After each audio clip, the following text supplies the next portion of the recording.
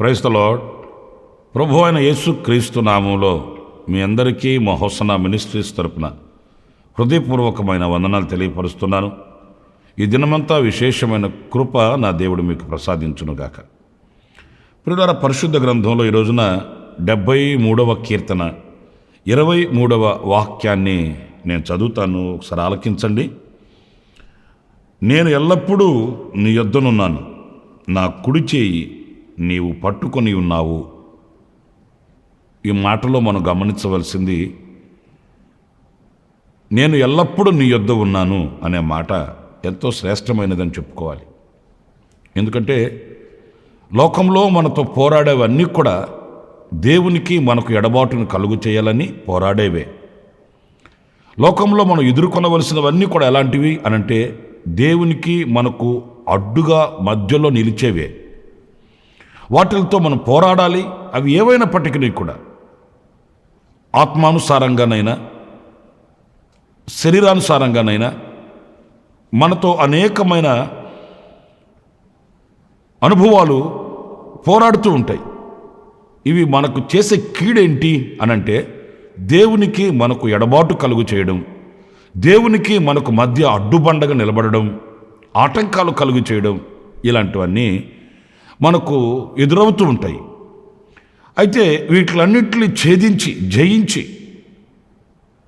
దేవునికి మనం దూరం కాకుండా, ఆయనకి మనకు మధ్య ఉన్న సన్నిహితమైన సంబంధం ఎడబాటు కాకుండా ఆయన యొద్ద ఎల్లప్పుడూ మనం ఉండడం అనేది ఒక గొప్ప ఆశ్చర్యకరమైన ఆశీర్వాదకరమైన అనుభవమే అని చెప్పుకోవాలి. నేను ఎందుకే మాట చెప్తున్నానంటే, యేసుక్రీస్తు ఒక ఉపమానం చెప్పాడు, మనందరికీ బాగా తెలుసు. 15వ అధ్యాయం లూకా సువార్తలో ఒక తండ్రికి 2 కుమారులు ఉన్నారు. ఆ 2 కుమారులలో ఒకడు చిన్నవాడు తండ్రి దగ్గర ఆస్తిని పంచుకొని వెళ్ళిపోయాడు.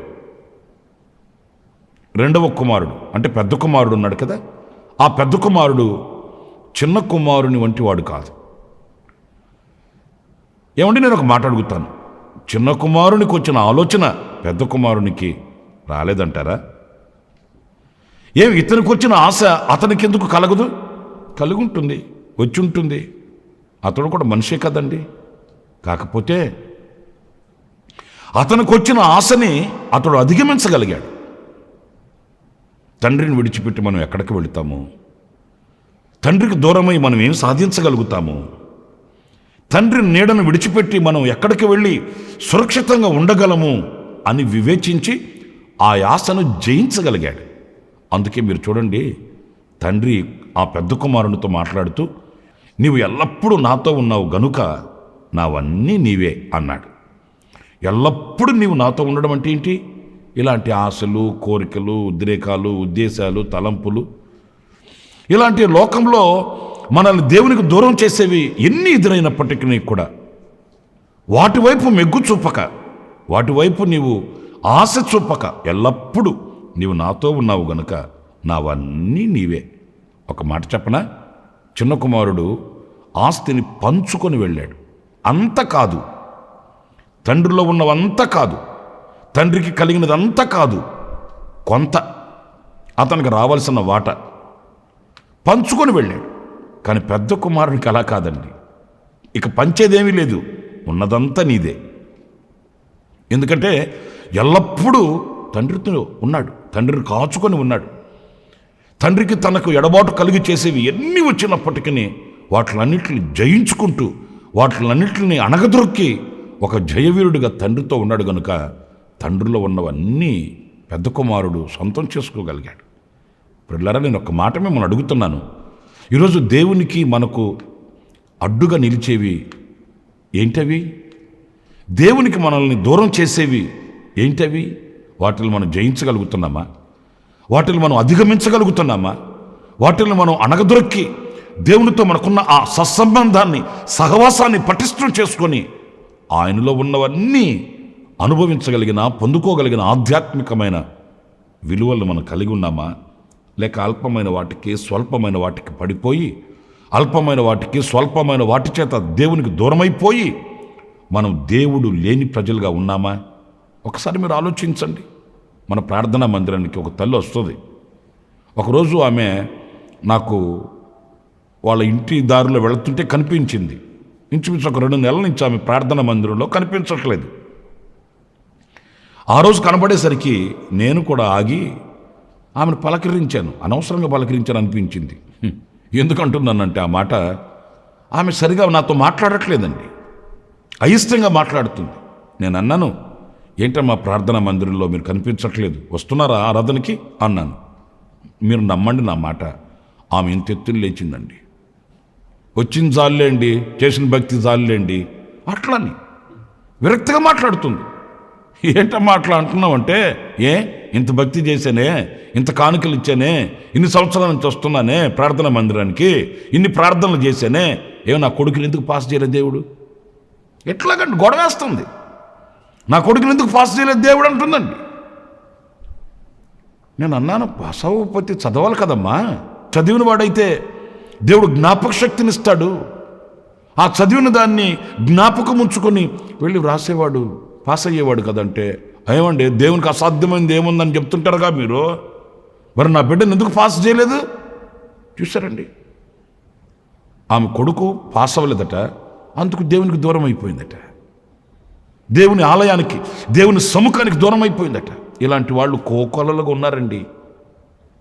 వాళ్ళు ఆశించింది జరగలేదని, వాళ్ళు ప్రార్థించింది జరగలేదని, వాళ్ళ కార్యాలు సఫలం కాలేదని, వాళ్ళు ఐశ్వర్యవంతులు కాలేదని, వాళ్ళు గొప్పవాళ్ళు కాలేదని, ఇలాంటి అల్పమైన వాటిని ముడిపెట్టుకొని దేవునికి దూరమైన వాళ్ళని కోకొలలుగా మనం చూస్తామండి. ఆ సంఖ్యలో మనం ఉండకూడదండి. యోబు భక్తుడు మనకు తెలుసు కదా, తనకున్నవన్నీ పోయాయి, తుదకు తనకున్న ఆరోగ్యం కూడా పోయిందండి. ఇవి మాటలతో మనం చెప్పుకోవడం కాదు కదా, ఎదుటివానికి మనం బోధించడం కాదు కదా, తమకు కలిగిన ఆరోగ్యం కూడా పోయింది. ఎన్ని పోయినా కూడా దేవునికి ఆయనకి మధ్య ఉన్న ఆ సంబంధం పోలేదండి. పోలేదు గనుకయే పోగొట్టుకుని అన్ని మళ్ళీ పొందుకోగలిగాడు. ఒక్క మాట నేను మీతో చెప్తాను ప్రియులారా, లోకంలో ఎన్ని పోయినా దేవునితో సంబంధం కనుక మనం కాపాడుకోగలిగితే మనల్ని విడిచిపెట్టి వెళ్ళినవన్నీ రెండంతలుగా మరలా మనల్ని వెతుక్కుంటూ వస్తాయండి. మనం ఎన్ని కలిగి ఉన్నా, ఎంత కలిగి ఉన్నా దేవునితో సహవాసాన్ని పోగొట్టుకున్నాం అనుకోండి, మనకు ఉన్నవన్నీ ఆఖరి వరకు మనతో ఉండవండి. నా ప్రియమైన సహోదరులారా, మీరు ఆలోచించండి. అంచేత ఏది శ్రేష్టమైనది, ఏది రమ్యమైనది, ఏది అమూల్యమైనది, ఏది మనకు ఘనమైనది అని యోచించుకొని అడుగులు వేసి ఆత్మీయతను కాపాడుకొని ఎల్లప్పుడూ మనం ఆయనతో ఉండాలండి. ఆయనతో ఉండాలి. ఇరుకులైన, ఇబ్బందులైన, కరువులైన, కష్టాలైన, నష్టాలైన, వ్యాధులైన, బాధలైన, వ్యాధి లాంటి ఒకవేళ ఎన్ని పరిస్థితులు మన ఎదుట నిలిచి మనల్ని కృంగదీయాలని కంకణ గట్టిన కఠినాత్ముల వలె మన ఎదుట కసాయి లోకంలో నిలబడినప్పటికీ కూడా మన దృష్టి కరుణామయుని వైపు ఉండాలి కానీ, చాచిన రెక్కల నీడలో మనం నిలిచి ఉండాలి కానీ, ఆయనను వీడి మనం దూరం కాకూడదు. ఎల్లవేళలా మనం ఆయనతో ఉండాలి, ఎల్లవేళలా ఆయనతో ఉండాలి. అది మనకు ఆశీర్వాదకరమైన అనుభూతి, ఆశీర్వాదకరమైన జీవితం అని చెప్పుకోవాలండి. ప్రియులారా, ఇంకొక మాట నేను మీకు జ్ఞాపకం చేస్తాను. అది 71వ కీర్తన 1వ వాక్యం దగ్గర నుంచి నేను చదువుతున్నాను, వినండి. యెహోవా, నేను నీ శరణు జొచ్చి ఉన్నాను, నన్నెన్నడూనూ సిగ్గుపడనీయకుము. 4వ వాక్యం, నా దేవా, భక్తిహీనుల చేతుల్లో నుండి నన్ను రక్షింపుము, కీడు చేయువారి పట్టులో నుండి, బలత్కారుని పట్టులో నుండి నన్ను విడిపింపుము. 14వ వాక్యం అండి, నేను ఎల్లప్పుడూ నిరీక్షింతును, నేను మరి ఎక్కువగా నిన్ను కీర్తింతును. శ్రేష్టమైన మాట.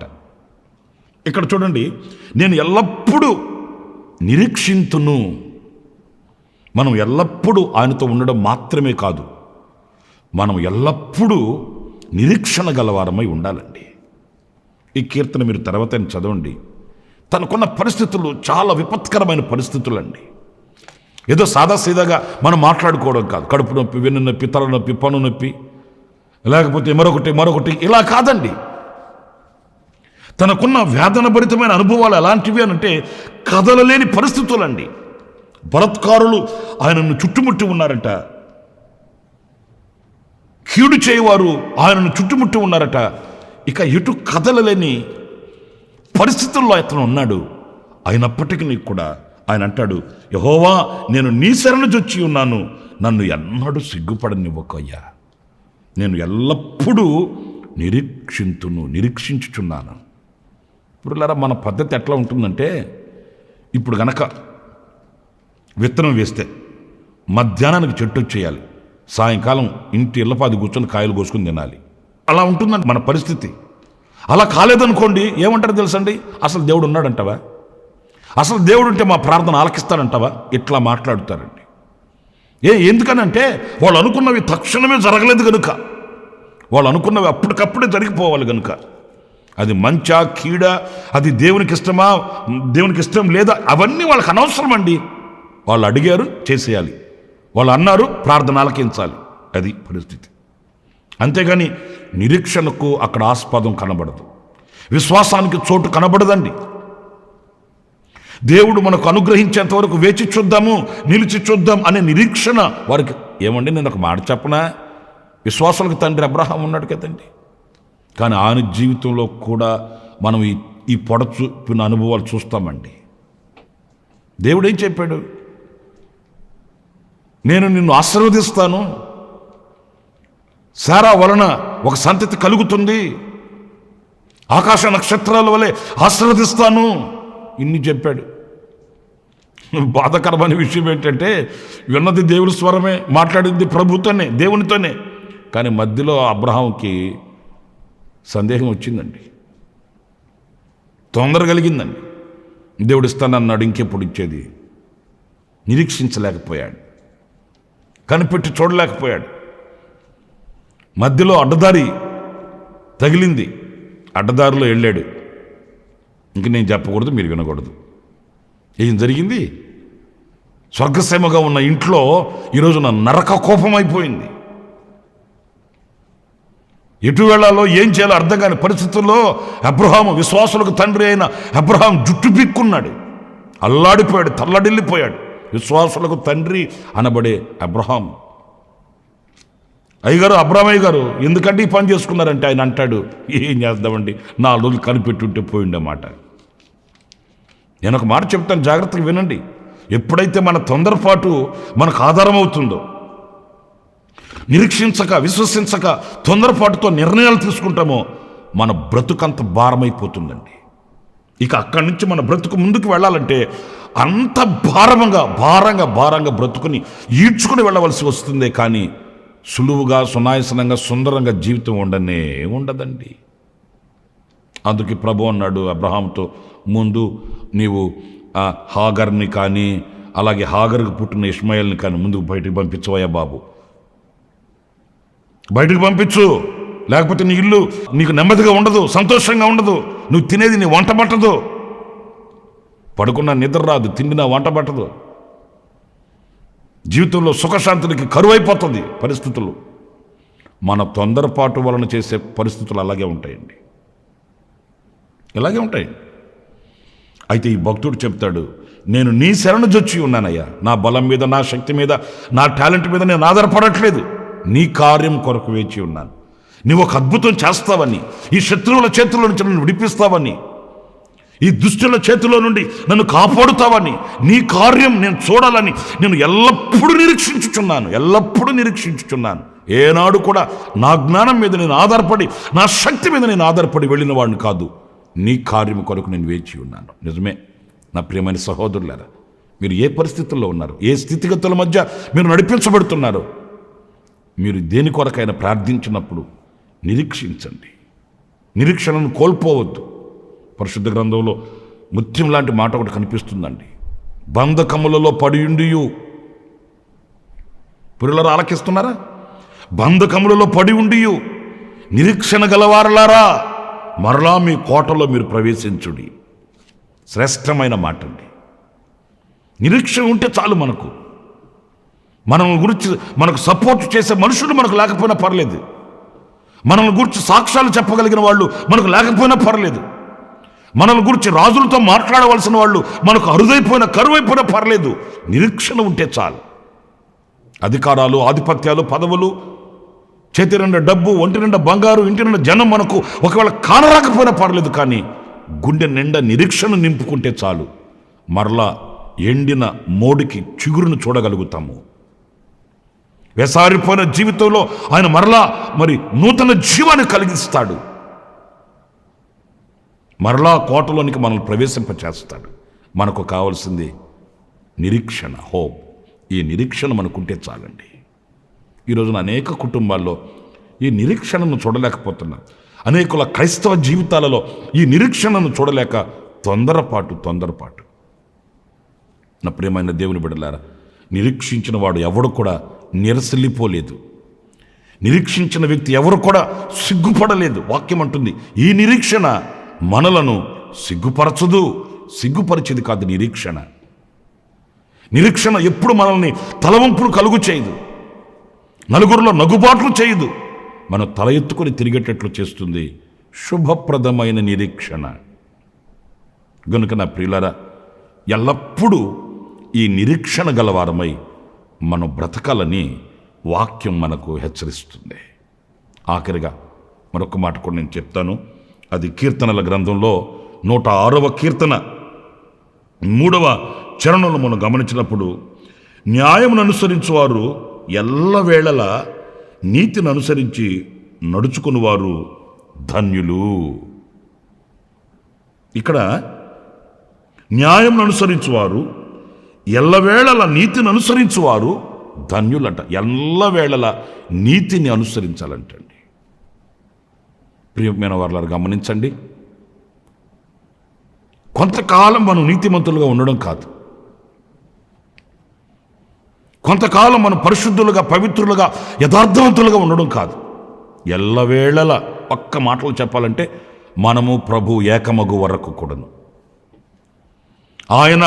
మనము ఆయన ఏకమగు వరకు ఆ నీతిని మనం కాపాడుకోవాలి. లోకంలో దుర్నీతి, స్వనీతి,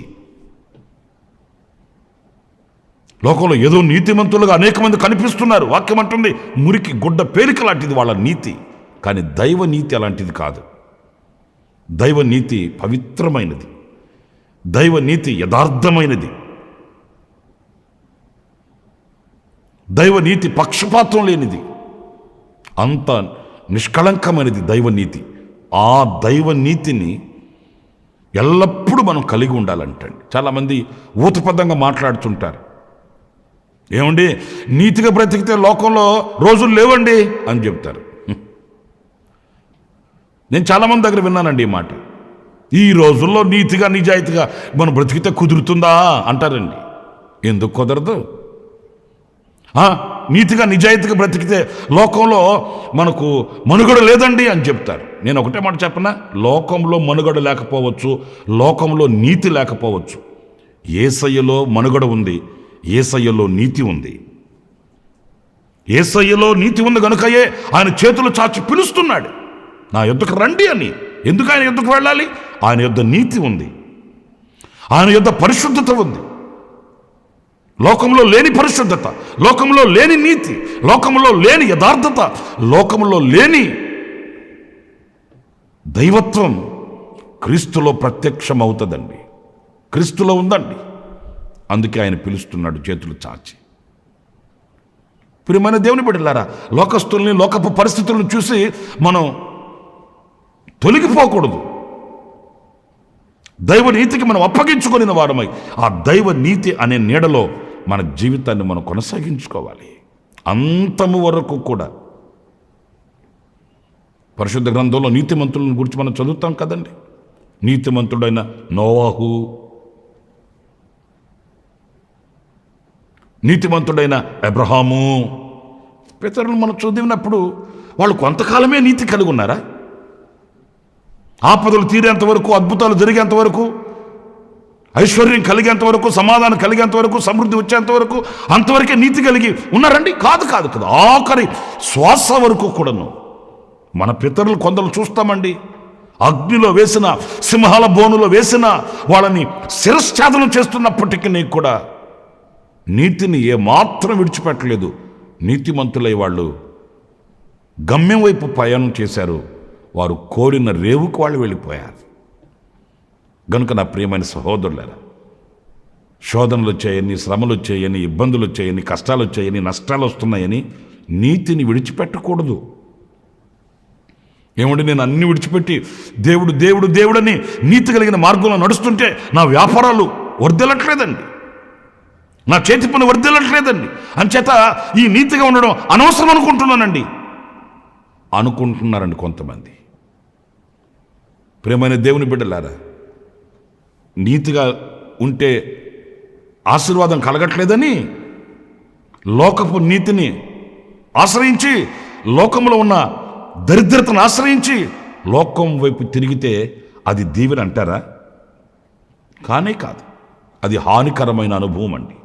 అది తాళనాగులా కాటు వేస్తుంది. ఒక రోజున ఈరోజు ఐశ్వర్యంగా కనబడుతున్నది రేపటి రోజున రెక్కలు చెగిరిపోతుంది, నేను ఒంటరిని చేసేస్తుంది. ఆ రోజున మన పరిస్థితి ఏంటి? నీతిని ఆధారం చేసుకునే వ్యక్తి ప్రతిఫలాన్ని పొందుతాడు. అందుకే వాక్యంలో యెషయా గ్రంథంలో మనం చదువుతాము, నీ నీతి సముద్ర తరంగముల వలె ఉండాలట.